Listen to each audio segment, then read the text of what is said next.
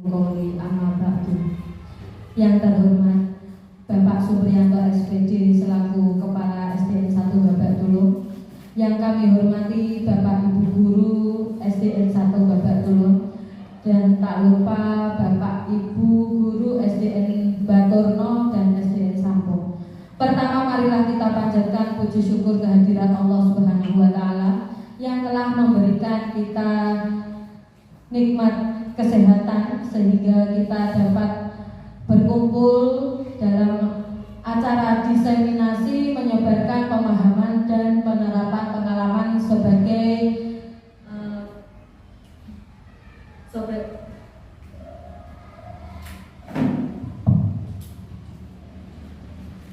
pemenuhan tugas aksi nyata modul 1.4 pendidikan calon guru penggerak. Bersama saya Dina Kamelia, calon guru penggerak angkatan 8 Kabupaten Rembang.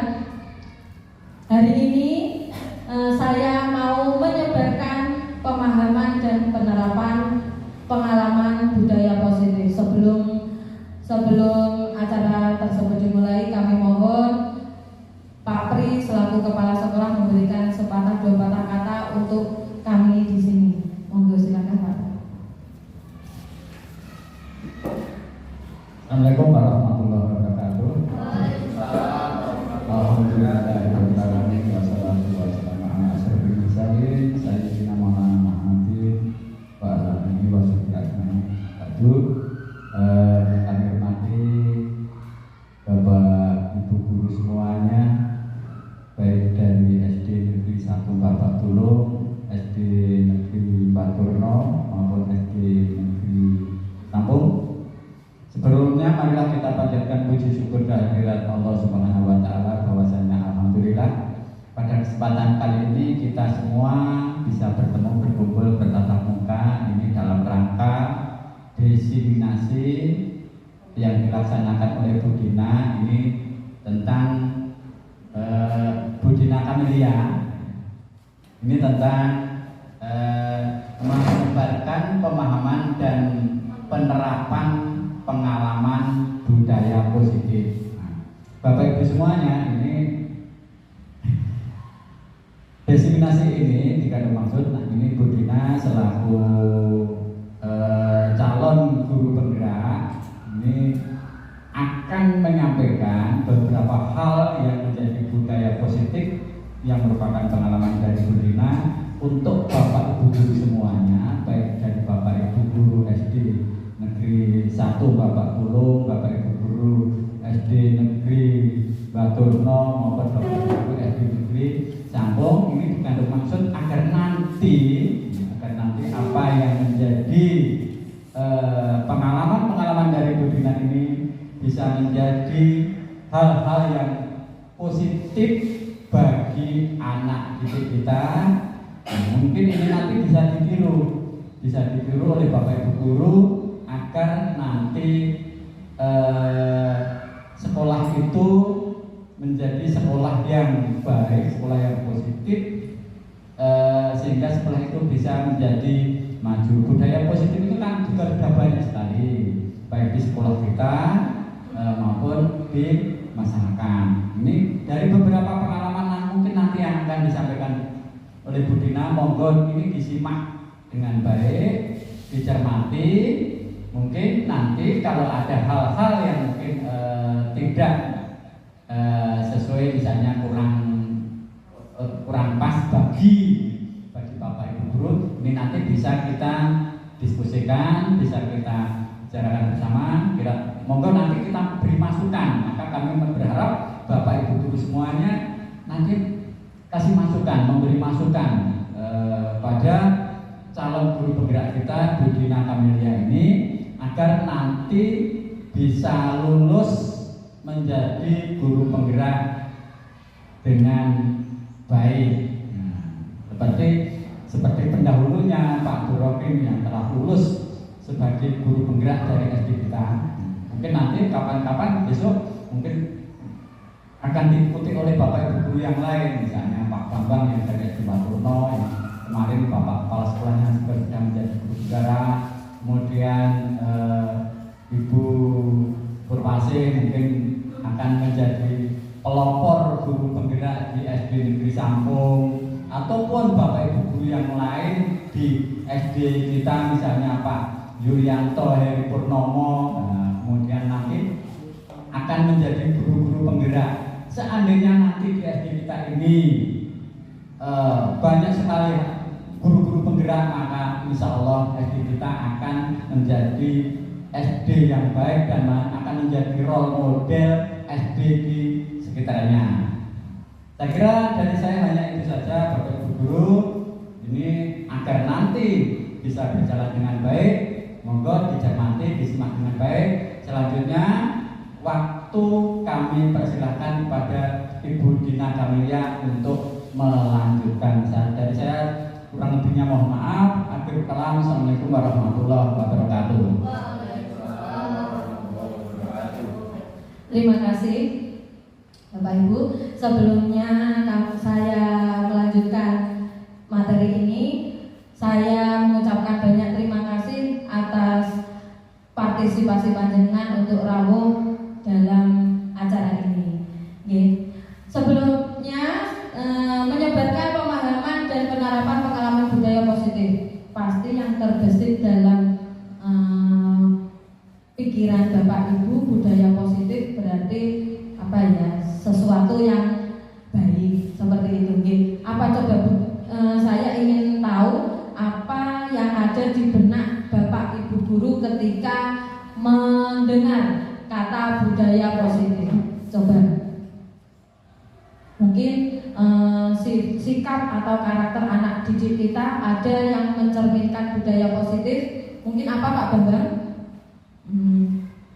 Mungkin di dalam saat pelajaran itu anak-anak dapat apa itu, menurut saya, terima kasih Bu Dina. Kalau menurut saya, kalau budaya positif itu ya misalnya anak-anak di kelas mengikuti pelajaran dengan antusias, dengan termotivasi seperti itu. Ya, terima kasih. Betul, baik. Selain Pak Bambang, misalnya Bu Pipit, budaya positif apa yang ada di benak Bu Pipit ketika mendengar budaya positif?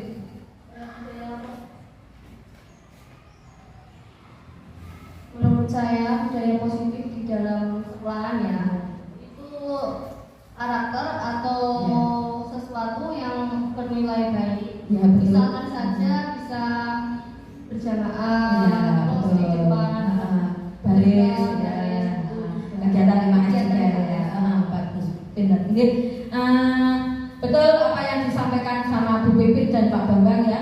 Kalau budaya positif itu berhubungan dengan perilaku yang positif yang menjadi kebiasaan di sekolah.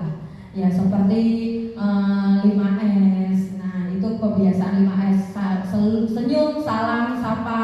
Nah, itu termasuk budaya positif. Lanjut Pak.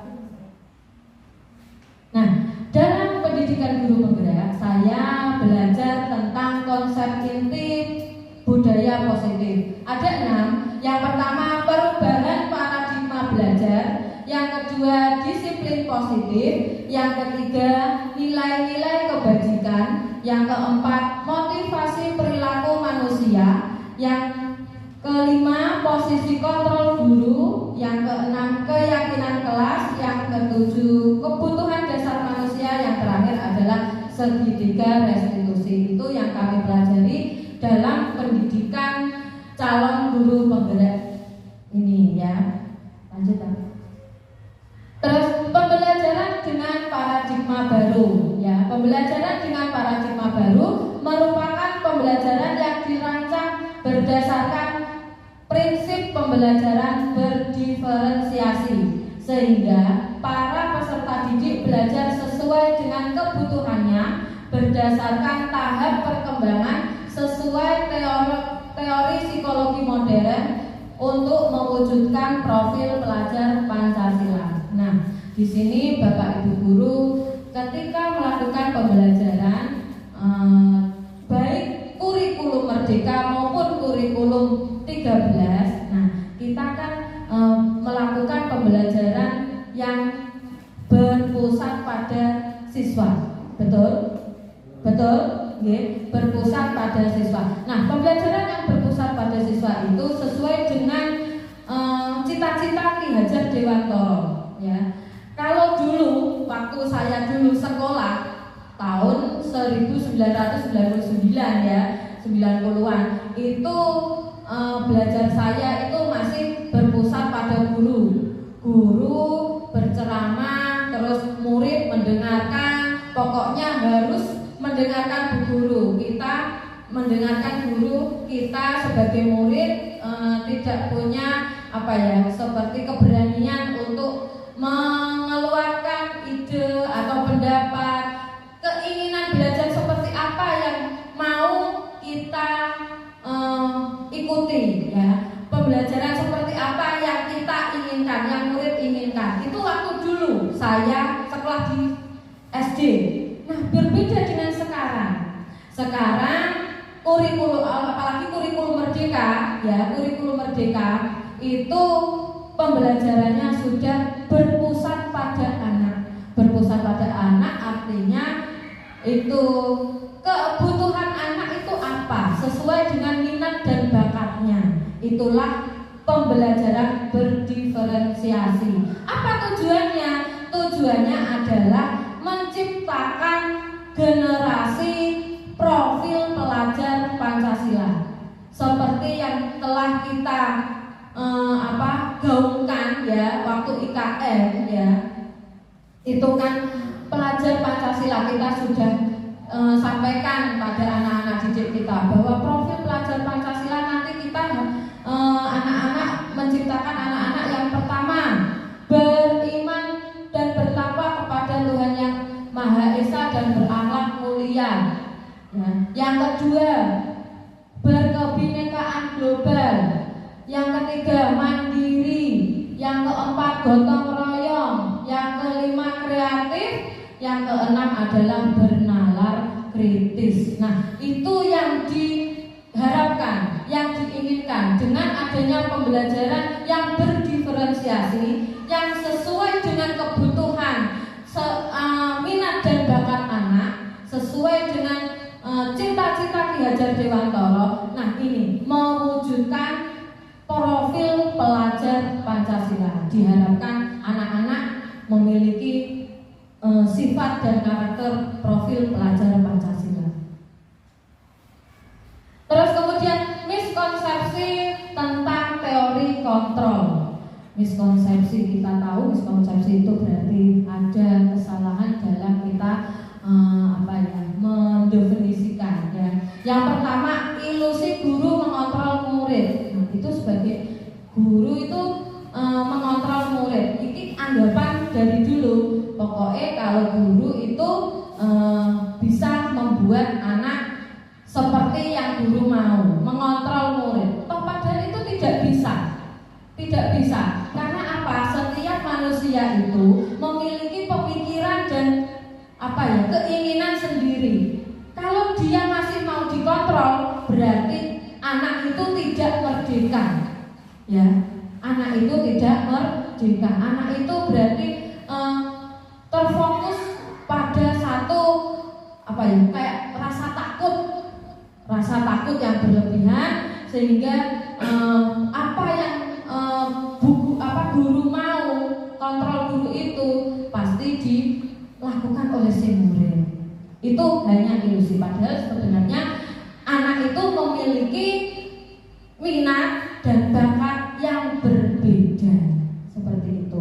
Kemudian ilusi bahwa semua penguatan positif itu efektif dan bermanfaat. Nah, semua penguatan positif itu efektif.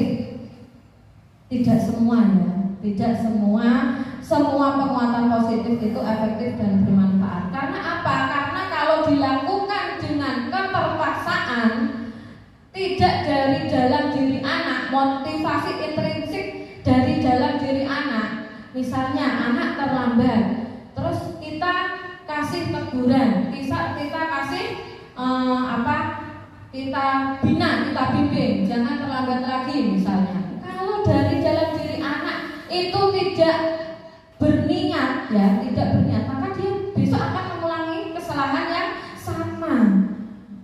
itu ilusi bahwa semua penguatan positif efektif dan bermanfaat. Kemudian ilusi bahwa kritik dan membuat rasa bersalah mampu menguatkan karakter. Ya, kalau merasa bersalah anak sudah misalnya kamu nggak ikut, kamu terlambat ketika saat upacara bendera. Terus kemudian kenapa kamu terlambat? Guru memarahinya sehingga anak itu membuat merasa bersalah. Guru membuat anak merasa bersalah. Padahal itu bukan dari dalam tadi ya, motivasi intrinsik dari dalam diri itu nggak ada, sehingga anak itu akan selalu mengulang kesalahan yang sama karena tadi dalam diri anak itu belum muncul motivasi atau keinginan diri sendiri untuk berubah menjadi lebih baik. Terus yang terakhir ilusi bahwa kritik, ini lanjut aja Pak. Nah, terus kemudian mengubah paradigma stimulus respon ke pendekatan teori kontrol. Nah, stimulus respon itu berarti realitas atau kebutuhan kita sama, tetapi dalam guru penggerak kita belajar tentang teori kontrol, di mana realitas atau kebutuhan kita itu berbeda. Terus semua orang melihat hal yang sama. Jadi padahal kita tahu setiap orang itu memiliki gambaran yang berbeda. Kemudian yang ketiga, kita mencoba mengubah orang agar berpandangan sama dengan kita. Kita tidak bisa memaksakan hal itu Bapak Ibu, ya. Kita tidak bisa mengubah cara pandang orang ya agar sama dengan kita. Kita itu tidak bisa. Yang ada kita berusaha memahami pandangan orang lain tentang dunia. Nah, itu. Terus yang keempat, perilaku buruk dilihat sebagai suatu kesalahan. Nah, kalau anak berperilaku buruk, kita langsung ngecap. Wah, ini anak nakal, kamu itu anak bandel, kamu itu membuat kesalahan. Nah, nanti ini ada hubungannya dengan 5 kebutuhan dasar manusia. Kenapa anak atau seseorang itu melakukan kesalahan? Ada kebutuhan dasarnya yang belum terpenuhi sehingga mereka anak atau seseorang itu melakukan suatu kesalahan. Terus selanjutnya orang lain bisa mengontrol saya. Nah, ini itu teori stimulus respon yang dulu. Dalam diri kita orang yang merdeka ya, hanya diri kita, hanya Anda yang bisa mengontrol diri Anda. Jadi mau berbuat baik atau buruk itu ada dari dalam diri anak dan kita semua masing-masing ya. Kalau kita mau baik ya itu pasti dari dalam diri kita, bukan karena pengaruh orang lain. Itulah teori kontrol. Terus saya bisa mengontrol orang lain. Nah, kalau dalam teori kontrol Anda tidak bisa mengontrol orang lain. Itu ya. Terus pemaksaan ada pada saat bujukan gagal. Nah, ini kadang yang sering kita lakukan adalah ini. Ketika kita membujuk seseorang atau anak ya, kita ya kalau gagal, misalnya anak kita, ayo besok kita itu ya harus itu membawa kotak bekal dari rumah misalnya. Kalau anaknya sudah malas, ogah. Nah, terus kita paksa biasanya. Kalau nggak mau kan anak, kalau kita gagal membujuk anak tersebut, biasanya kita dengan memaksa. Dalam teori kontrol, kolaborasi dan konsensus menciptakan pilihan-pilihan baru. Yang terakhir, model berpikir menang atau kalah. Kalau dalam teori kontrol, model berpikir menang-menang. Nah, ini disiplin positif. Tadi budaya positif, sekarang disiplin positif. Disiplin berasal dari kata disiplinan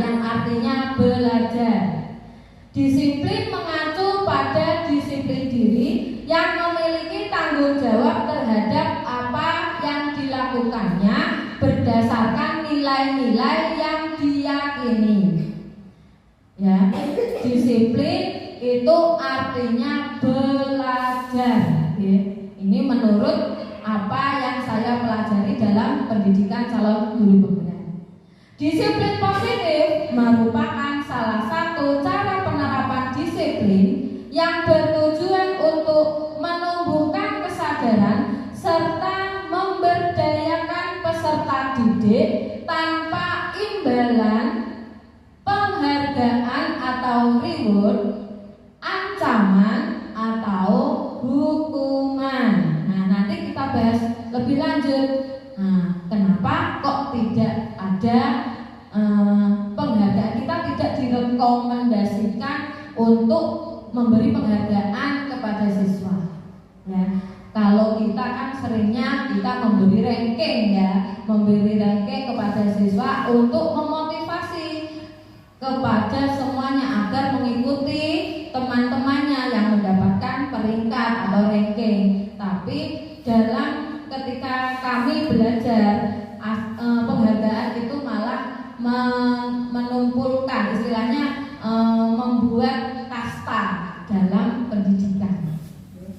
Terus sebagai pendidik, tujuan kita adalah menciptakan peserta didik yang memiliki disiplin diri sehingga mereka berperilaku mengacu pada nilai-nilai kebijakan universal dan memiliki motivasi intrinsik dalam perubahan perilaku ke arah yang lebih baik. Nah, tadi motivasi intrinsik itu lagi dan lagi ya, motivasi yang dari dalam diri kita maupun anak.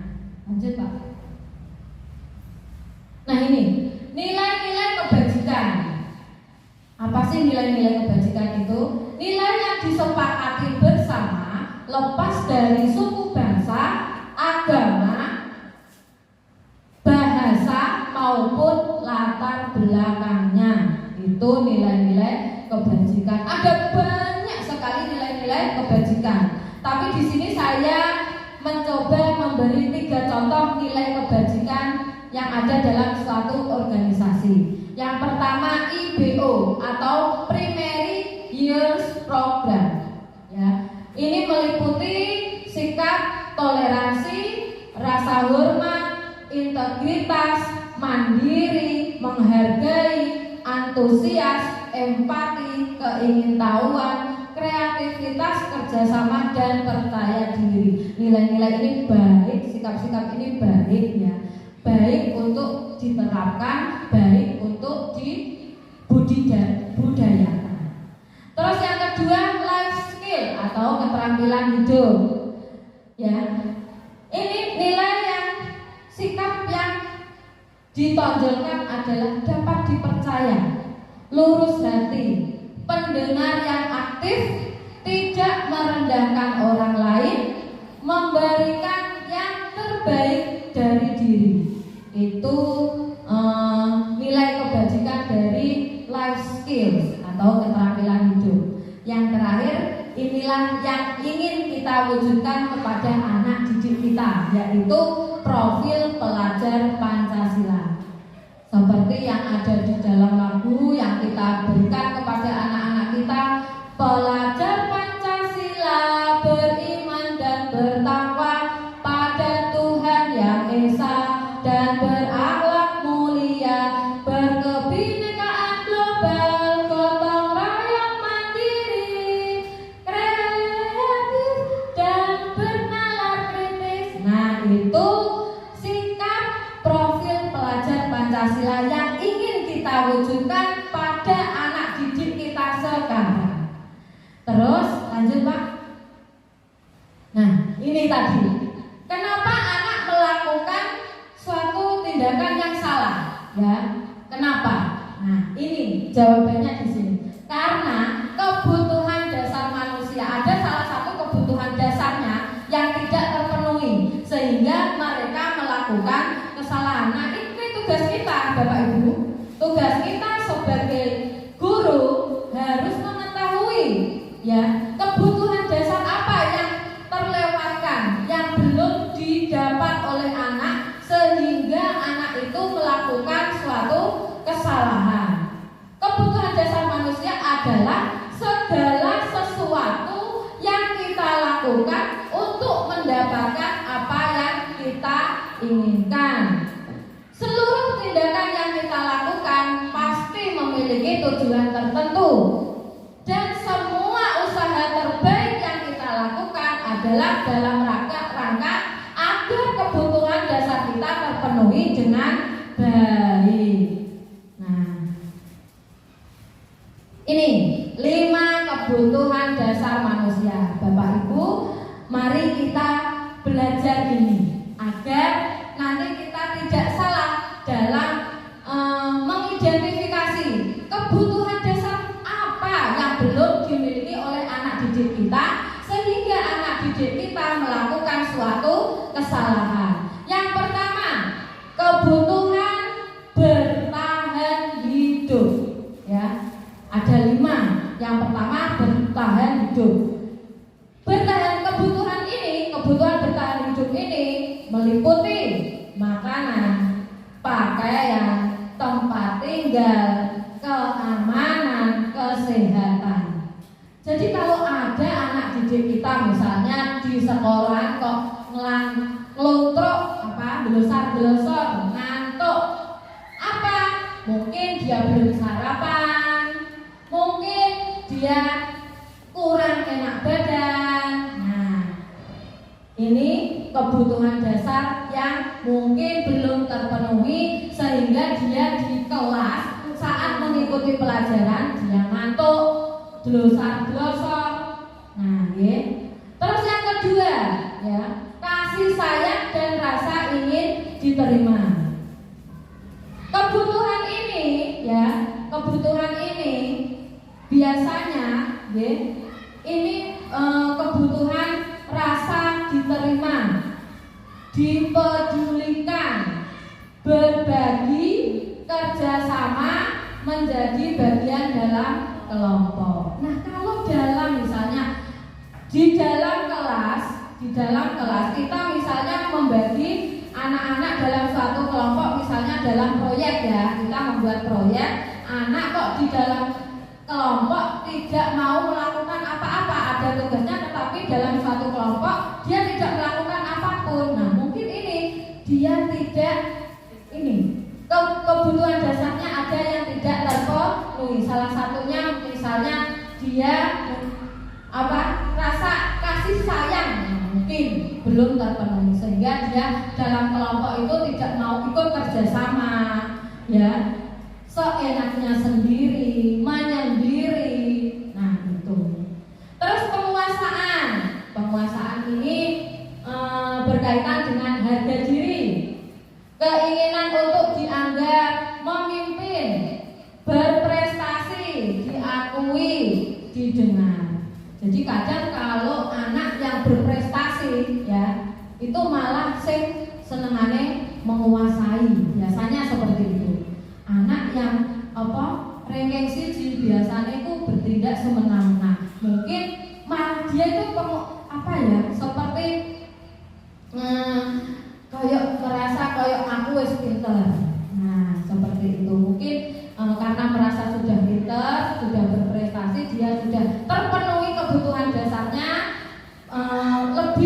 lebih. Nah, jadi dia merasa semena-mena. Terus yang keempat, kebebasan, yaitu meliputi sikap mandiri, memiliki pilihan, mencoba hal baru, mampu mengendalikan arah dirinya. Kemudian kesenangan, bermain, humor, antusiasme, dan tertawa. Kalau di dalam kelas misalnya ada anak yang senangannya dolanan wae, ya, di dalam kelas kok ininya main sendiri, itu mungkin di dalam rumahnya, di dalam mungkin atau sebelum-sebelumnya dia di masyarakat atau di lingkungannya dia mungkin kurang bermain, mungkin ibu tidak mengizinkan anaknya untuk bermain. Jadi di dalam sekolah dia melampiaskan, mumpung aku gak awor ibuku, mumpung aku punya kesempatan bermain yang banyak, sehingga dia melakukan lakukan itu di sekolah. Kemudian motivasi perilaku manusia. Nah, ini tadi yang saya singgung dari awal. Ada motivasi, 3 motivasi.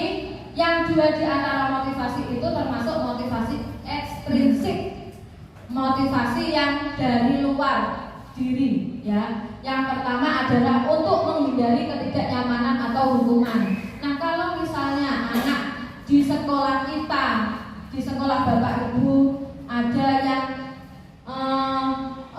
melanggar peraturan kemudian dia memperbaikinya karena untuk menghindari ketidaknyamanan atau hukuman, itu berarti masih motivasi dari luar, ya. Kalau motivasi dari luar itu bukan, maka akan kemungkinan besar itu akan melakukan kesalahan-kesalahan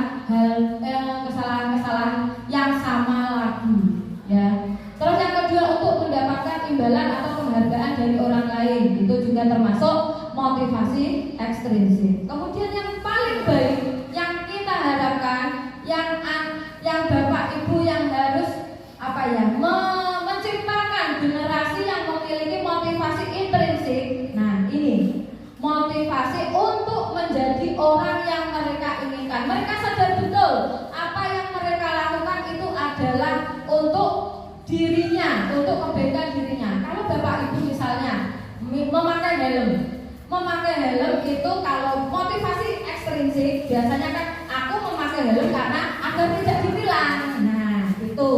Tapi kalau motivasi dari dalam diri, aku nggak memakai helm, nanti malah bisa celaka. Kalau aku memakai helm, aku safe, aku selamat, ya, seperti itu. Kalau aku memakai helm, berarti aku melindungi diriku sendiri. Nah, seperti itu Bapak Ibu, motivasi, gambaran tentang motivasi intrinsik dan motivasi ekstrinsik. Yuk, lagi Pak. Nah, motivasi itu berkaitan dengan 3 hal. Yang pertama hukuman, yang kedua konsekuensi, yang ketiga restitusi. Apa itu hukuman? Apa itu konsekuensi? Apa itu restitusi? Sebaiknya kita harus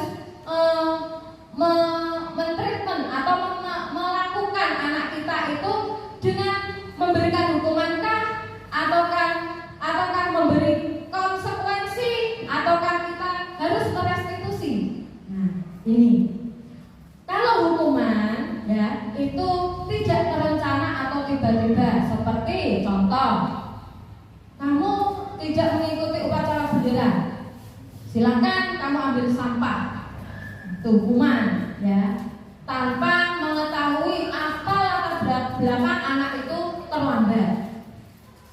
Terus konsekuensi terencana atau disepakati. Nah, kalau konsekuensi kita memiliki keyakinan kelas atau keyakinan, nanti Bapak Ibu bisa membuat keyakinan kelas, ya, nanti setelah slide ini. Terus kesepakatan sekolah. Nah, kesepakatan sekolah. Kenapa kok kesepakatan bukan tata tertib nanti, ya. Terus kalau restitusi, proses menciptakan kondisi bagi murid untuk memperbaiki kesalahan. Nah, ini yang kita diajarkan dalam pendidikan guru penggerak, itu bagaimana guru harus ketika menghadapi anak yang bersalah, apakah harus dikasih hukuman, ataukah menerapkan konsekuensi, ataukah melakukan restitusi. Nah, itu yang kami dapat adalah sebaiknya guru itu merestitusi. Artinya apa? Kita secara sadar harus berkolaborasi, tidak hanya dengan teman, ya, kolaborasinya bisa dengan orang tua, wali murid, ataupun anak sendiri untuk mencari tahu penyebab anak itu melakukan suatu kesalahan. 5 posisi kontrol guru. Nah, ini saya ingin tahu Bapak Ibu. Pertama, 5 posisi kontrol guru sebagai penghukum. Yang kedua, sebagai teman. Yang ketiga, pembuat rasa bersalah. Yang ketiga, sebagai pemantau. Yang kelima, sebagai manajer. Ayo, masih semangat Bapak Ibu? Masih semangat. Nah, saya ingin salah satu bercerita ya, posisi kontrol sekarang yang pernah Bapak Ibu lakukan di sekolah. Coba dari siapa yang mau? Atau oh ya, Pak Mus, monggo. Mungkin Pak Mus. Pak Mus selama ini sebagai guru senior di SDN 1 Babak Tulung, posisi kontrol apa yang pernah Pak Mus lakukan? Sebagai penghukum, ataukah sebagai teman, ataukah pembuat rasa bersalah, pemantau, ataukah sebagai manajer? Ayo Pak Mus, silakan. Terima kasih Pak. Untuk posisi kontrol yang saya lakukan itu memang kolaborasi antara apa itu teman dan pembunuh. Ya. Nah, sebelum terjadi penghukum itu kita harus komunikasi. Kita harus ada pencerahan pada anak didik kita. Kalau sudah berulang kali, ya ini kok tidak sadar-sadar. Nah ini perlu ada ini apa itu istilahnya itu Kontrol. Ada istilahnya itu. Buat jeda, efek jeda. Ya ada unsur efek jerah Ya. sehingga tidak mengulangi dan tidak membuat yang lain itu ikut-ikutan. Ya. Kalau hal itu kok dilakukan langsung hukuman, ini saya kira yang kurang bijaksana. Nah, apa yang terjadi di sekolah kita, misalkan tidak ikut upacara atau terlambat atau apa, ini sudah diberikan informasi, sudah diberikan arahan yang ya kalau terlambat itu kalau 1-2 kali saya kira itu masih kita memaafkan. Nah kalau sudah berulang kali ya apapun dibuat unsur pemberian efek jerah ini tetap perlu. Terima Ya. kasih. Terima kasih Pak Mus, tepuk tangan untuk Pak Mus. Terima kasih Pak Mus berbagi pengalaman sebagai guru senior di SD kita tercinta ini. Yuk, saya mau tahu lagi, Bu Pur. Nah, pengalaman Bu Pur selama ini posisi kontrol guru apa ya yang telah Ibu jalani selama ini? Coba Ibu bercerita.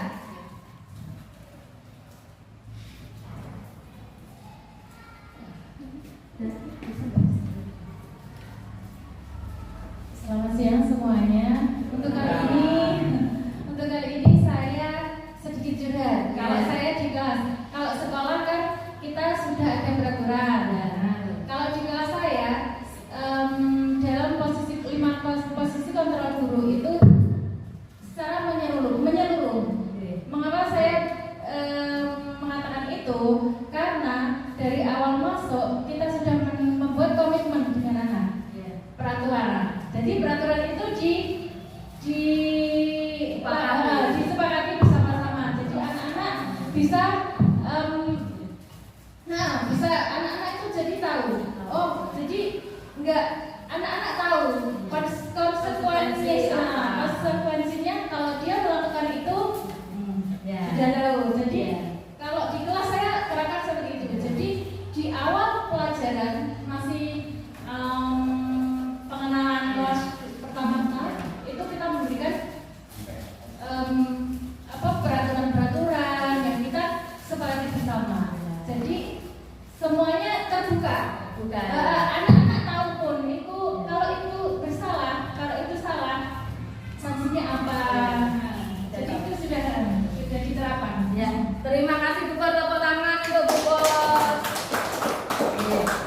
Jadi kalau Bu Pur sudah melakukan kesepakatan ya bersama anak-anak ini di dalam pendidikan saya ya, pendidikan guru penggerak ini itu disebut dengan keyakinan kelas itu. Jadi keyakinan kelas ini ada di slide selanjutnya. selanjutnya. Nah, ini sebentar.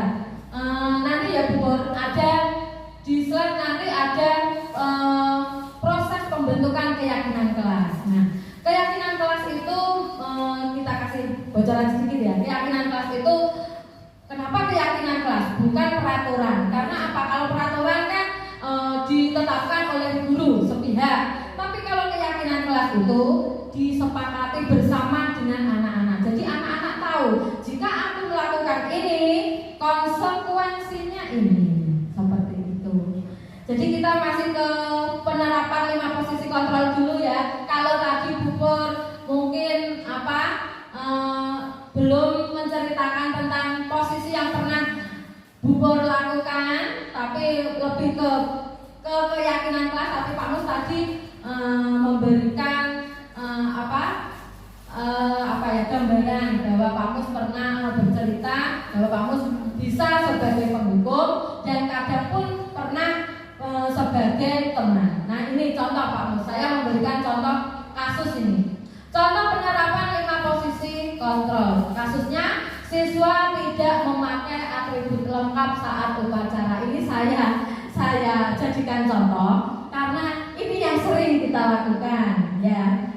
Karena kalau hari Senin kan masih banyak itu.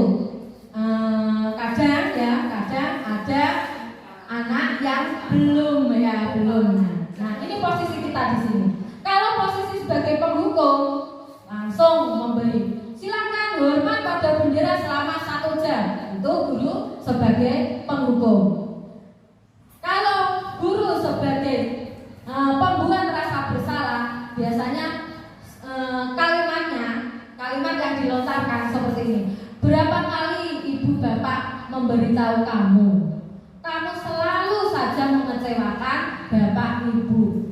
Itu posisi sebagai guru pembuat rasa bersalah. Jadi anak itu merasa bersalah. Lanjut Bang. Teman yang ketiga, masih kasus yang sama, tidak memakai atribut lengkap saat upacara. Kalau sebagai teman, guru sebagai teman dalam mengingatkan atau membuat anak ini istilahnya kayak melakukan diskusi kepada anak, mengajak anak untuk memperbaiki kesalahannya dengan kata seperti ini. Ayo dong ikuti aturan sekolah. Bisa juga dengan tolong bantu bapak ibu sekali ini. Terus atau juga mungkin dengan kalimat yang seperti ini. Ya sudah, tidak apa-apa. Itu sebagai teman. Kita memposisikan sebagai teman. Kata atau kalimat yang kita ucapkan itu seperti itu. Atau lain kali jangan sampai berbuat seperti ini lagi ya. Kalimat ini tidak letter harus sama ya. Kalau kita memposisikan diri sebagai teman, kan ada banyak kata lain. Ini saya jadikan contoh saja. Terus sebagai pemantau, kalau sebagai pemantau kalimat yang sering dilontarkan atau yang bisa diucapkan kepada anak didik kita ketika tidak memakai atribut lengkap saat upacara itu adalah kamu sudah melanggar peraturan sekolah. Kamu tahu konsekuensinya? Nah ini tadi seperti Bu Pur, berarti mungkin Bu Pur itu sebagai pemantau. Nah, setelah upacara kamu beli atributnya ke koperasi dan jangan diulangi lagi. Nah itu sebagai pemantau. Terus Pak. Nah ini kita sebagai pendidik yang ingin mewujudkan cita-cita Ki Hajar Dewantara, kita diharapkan mampu memiliki posisi kontrol sebagai manajer. Nah, yang diharapkan itu ini. Jadi dalam posisi manajer ini kita harus tahu anak didik kita itu mengapa melakukan kesalahan, ya. Jadi dengan ini sebelumnya kan sudah ada kesepakatan kelas tadi, kesepakatan berdasarkan keyakinan kelas. Nah, ini kalimatnya yang bisa dipakai. Apakah kamu tahu kesalahanmu? Anak diajak untuk mencari tahu kesalahan dirinya. Kemudian dikasih kamu kira-kira apa yang bisa kamu lakukan untuk memperbaiki kesalahan kamu? Dikasih tawaran, tidak langsung dihukum. Ayo, hormat pada bendera 1 jam. Nah, jadi yang diharapkan Bapak Ibu dapat memiliki posisi kontrol sebagai manajer seperti itu. Ayo coba, kalau tadi kan kata-katanya tadi kan letter ya, itu saya dapat dari modul. Tapi ayo kita berpikir, ayo posisi kontrol dengan kata ini. Saya kecewa sekali dengan kamu. Ini kira-kira sebagai apa ini? Guru sebagai apa ini? Kan saya kecewa sekali dengan kamu. Ayo ya Pak, silakan. Membuat rasa bersalah. Gimana Pak? Melalui kata saya kecewa sekali dengan kamu, nah itu memposisikan bahwa kita sebagai pembuat rasa bersalah. Sehingga anak merasa bersalah, saya sudah mengecewakan Bapak Ibu guru, maka saya tahu kesalahan saya sehingga dimulai. Iya, terima kasih untuk Pak Adi. Betul. Saya kecewa sekali dengan kamu itu adalah posisi guru sebagai pembuat rasa bersalah. Kemudian yang kedua, kamu tidak pernah benar melakukannya. Kira-kira posisi kontrol apakah ini Bapak Ibu? Apa? Penghukum, ya betul ya. Pak Erik betul, sebagai penghukum, benar ya. Apa rencanamu untuk menyelesaikan masalah ini? Coba. Apa? Manajer? Teman? Atau apa? Manajer. Apa rencanamu untuk menyelesaikan masalah ini? Berarti anak dipancing mencari solusi benar, betul. Terus ayolah lakukan demi Bapak Ibu, teman, yang terakhir, kamu tidak pernah mendapat nilai jika tidak mengerjakan tugas. Pemantau, masih semangat Bapak Ibu? Nah ya, masih ada beberapa slide lagi. Yang ini yang kesekian kalinya ya, ini kesekian kalinya sampai tidak terhitung ya. Keyakinan kelas. Nah tadi saya berkali-kali bilang di awal, mengapa keyakinan kelas?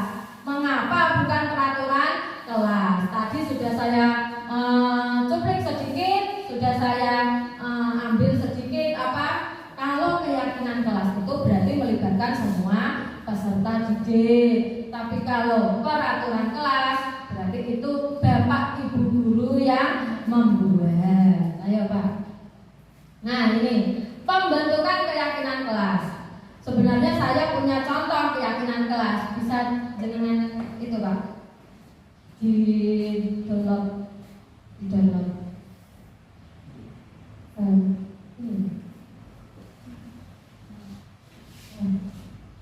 ini dia.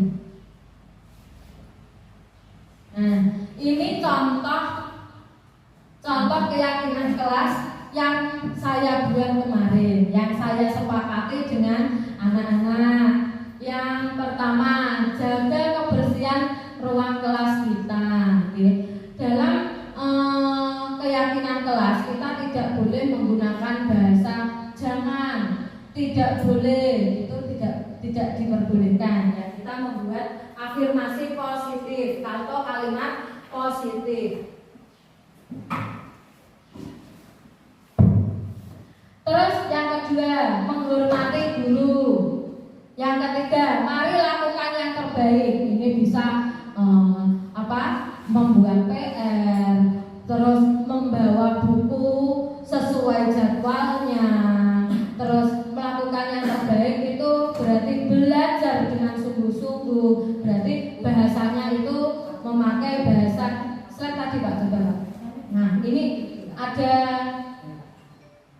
ini dalam pembentukan keyakinan kelas itu ada seperti tata cara atau kita harusnya menggunakan bahasa yang seperti apa. Yang pertama, pembentukan keyakinan kelas itu sifatnya itu abstrak. Yang kedua, berupa pernyataan universal. Yang ketiga, dibuat dalam pernyataan positif seperti tadi yang saya sampaikan, hindari kata jangan atau tidak boleh. Terus kemudian sedikit saja agar mudah diingat. Sedikit saja itu kalimatnya nggak usah terlalu panjang. Kalimatnya yang kalimatnya yang singkat, padat dan jelas, mudah diingat oleh anak.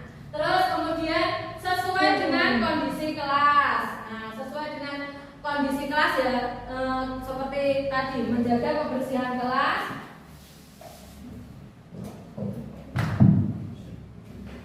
Terus yang terakhir, semua warga kelas dilibatkan. Nah, itu dalam pembentukan keyakinan kelas. Kemudian segitiga restitusi.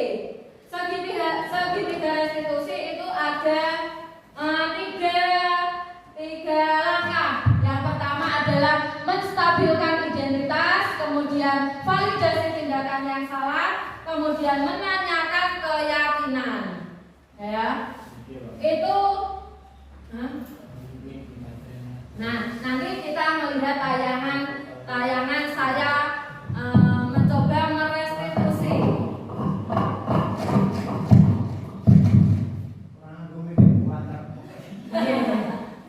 Tapi nanti di video.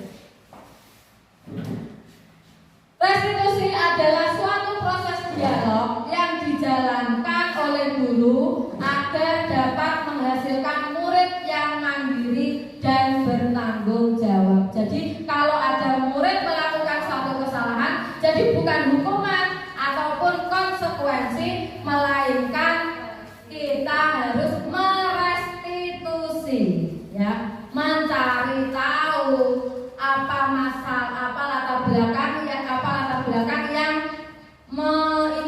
menjadikan anak itu melakukan hal tersebut. Jadi segitiga restitusi ini ada 3 tahapan. Yang pertama, menstabilkan identitas.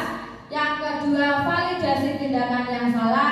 Yang ketiga, menanyakan keyakinan. Ini yang diharapkan Bapak Ibu nanti jika kita menghadapi anak didik kita melakukan suatu kesalahan, jadi kita bisa menerapkan 3 langkah tersebut. Yang pertama, validasi tindakan yang salah, kemudian menstabilkan identitas, yang ketiga menanyakan keyakinan.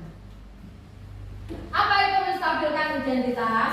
Nah, menstabilkan identitas itu, biasanya kita kalau menstabilkan identitas itu memakai kata-kata yang wajar. Kamu melakukan suatu kesalahan, karena manusia itu tidak ada yang sempurna. Karena apa? Membuat kesalahan adalah bagian dari proses pembelajaran. Jadi tadi setiap anak melakukan kesalahan itu kita harus tahu kebutuhan dasar apa yang belum terpenuhi. Nah itu. Jadi kita dapat menstabilkan identitas anak itu dengan berbagai kalimat beberapa ini. Yang pertama, berbuat salah itu wajar. Yang kedua, tidak ada manusia yang sempurna. Yang ketiga, Bapak Ibu juga pernah melakukan kesalahan itu. Kemudian Ibu Bapak tidak mau mencari tahu siapa yang salah, tapi Ibu Bapak ingin mencari solusi dari permasalahan ini. Yang terakhir, kalimat yang bisa dibuat atau bisa dilakukan, diberikan kepada anak itu adalah kamu berhak merasa begitu. Itu adalah tahap menstabilkan identitas. Kemudian tahap yang kedua adalah validasi tindakan yang salah. Dalam validasi tindakan yang salah, ini prinsip setiap perilaku berupaya memenuhi suatu kebutuhan tertentu. Itu adalah konsep, ya. Jadi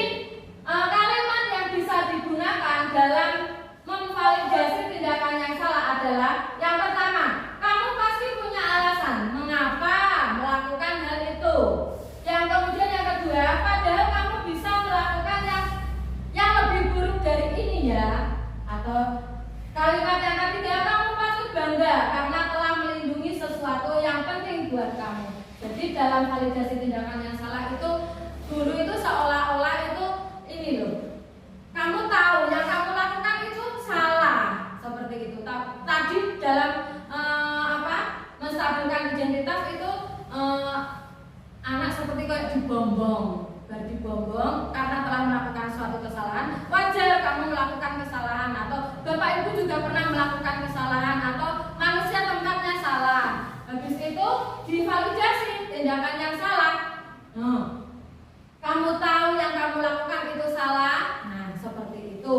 Terus yang ketiga adalah menanyakan keyakinan. Nah, kalau kita sudah menyusun keyakinan kelas, kita bisa menanyakan pada anak tersebut apa keyakinan kelas kita. Kamu ingat ya, kenapa kamu melakukan hal tersebut? Terus nilai-nilai apa yang telah disepakati bersama? Nah, itu bisa ditanyakan saat menanyakan keyakinan. Jadi dalam segitiga restitusi tersebut ada 3 langkah yang bisa Bapak Ibu terapkan dengan kalimat-kalimat yang tadi saya sampaikan. Jadi anak itu tidak serta-merta dihukum atau sudah apa-apa ketika melakukan kesalahan langsung dijudge atau dikasih label kamu bandel, kamu nakal atau apa. Tapi kita sebagai ibu guru, bapak guru harus memiliki kayak apa? Kita disuruh harus memiliki pemenuhan kebutuhan dasar apa yang belum anak dapatkan. Terus kita bisa memvalidasi, menanyakan keyakinan atau menstabilkan identitas. Nah, ini contohnya. Ketika kemarin saya contoh penerapan segitiga restitusi. Tolong Pak. Assalamualaikum. Waalaikumsalam. Julianya sih.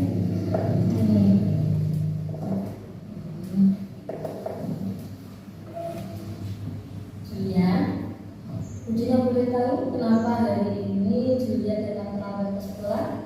Karena terkenal menjadi sholat Semalam menghadiri sholat. Ini memvalidasi apa? Tidak apa-apa. Nah, ini menstabilkan identitas. Waktu di sekolah juga pernah datang terlambat ke sekolah karena menonton wayang ataupun Sesuk tak ngono naik mobil bilang. Itu berarti belum punya motivasinya terisi. Ya. Kamu ingat gak apa kesepakatan kelas kita? Validasi kesalahan yang salah. Datang ke sekolah tepat waktu. Nah, Sekolah tepat waktu. Ini terlambat. bagaimana Julia? Apa yang Julia bisa tawarkan kepada Ibu Dina agar Julia bisa datang ke sekolah tepat waktu?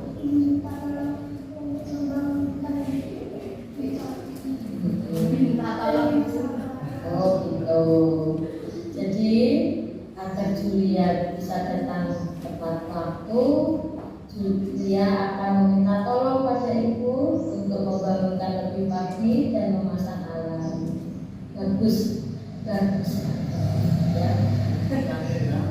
Tapi ya, nanti suatu saat kira-kira ya, Julia itu pengen gak jadi orang yang hebat, orang yang membanggakan kedua orang tua, pengen gak? Jadi kalau Julia pengen jadi orang hebat, membanggakan kedua orang tua, orang hebat itu orang yang dapat bertanggung jawab atas apa yang dia perbuat. Julia mau bertanggung jawab atas tadi yang kamu lakukan? Mau. Dengan cara apa? Membantu teman yang sedang bertugas. Kapan? Nanti sepulang sekolah. Benar ya? Ya, tidak apa-apa. Yang penting besok jangan diulang lagi. Ya. Baik, sekarang Julia bisa beristirahat bersama teman. Terima kasih banyak Bu. Sama-sama. Ya. Nah, itu